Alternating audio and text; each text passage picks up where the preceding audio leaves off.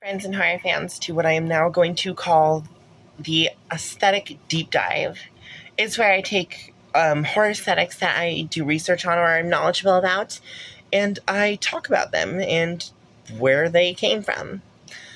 So if you were on TikTok or Pinterest from the last few years, you'll notice a surge in sort of PlayStation protag aesthetic, or whatever they were calling it, which is a very specific genre of character slash environment, usually seen in these videos by wearing very Japanese fashion, frilly white shirts, black skirts, and going out at night with a flashlight, that sort of thing. I'm here to talk to you about where it comes from, because this is something that's very close to my heart. So there are two flavors that this seems to come in, right? There's the American one and the sort of Japanese one, right? So it's usually characterized by fashion that is very akin to franchises like Silent Hill, Fatal Frame, Resident Evil, and for some reason they'll sometimes also throw in Alice from American McGee's Alice series, which is phenomenal but confusing. So what kind of fashion does this entail?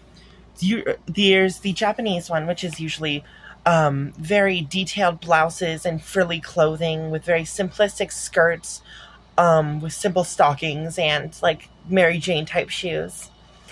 And there's the more American ones, which are characterized more so by big stylized slash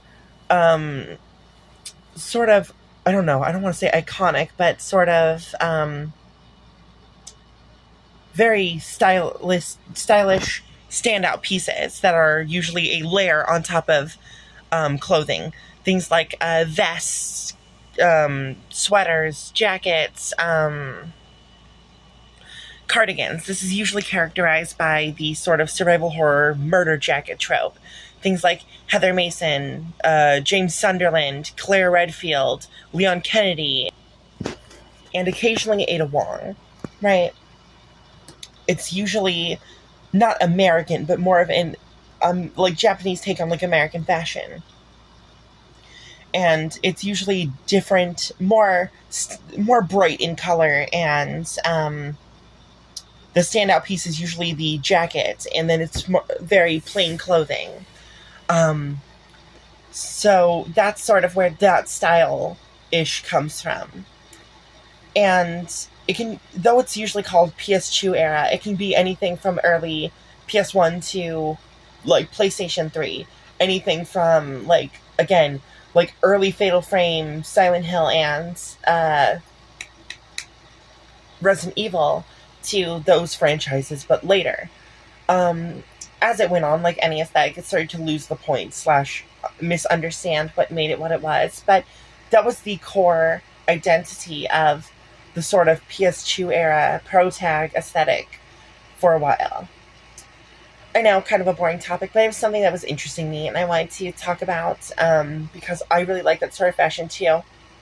But it was interesting seeing such a boom in Western culture of Fatal Frame after so long of it being very inaccessible and kind of forgotten about as far as the, Rushmore of survival horror games are, which is what I would call, your Silent Hill, Resident Evil, Fatal Frame, and I would say either Dead Space or The Evil Within, whatever you like. Personally, I like to go too big, too niche, but that's just me. So, personally, I would go with The Evil Within, but Dead Space does do it justice too. Though there were some interesting other noted characters slash aesthetics that could also be included. Things like Simon Henriksen from Cry of Fear and similar, like, smaller Half-Life mods. David Leatherhoff was also ones that was more for people who are deeper into that sort of scene slash aesthetic. But yeah, that's all I got for this one. If you liked it, like, comment, subscribe. Let me know what you thought down below of this sort of aesthetic slash your favorite character who fits it. If you dislike, share from a friend or group chat to make fun of me always do video. If you could hit the hype button if you're on mobile, that'd be greatly appreciated. And I'll see you, Space Cowboy.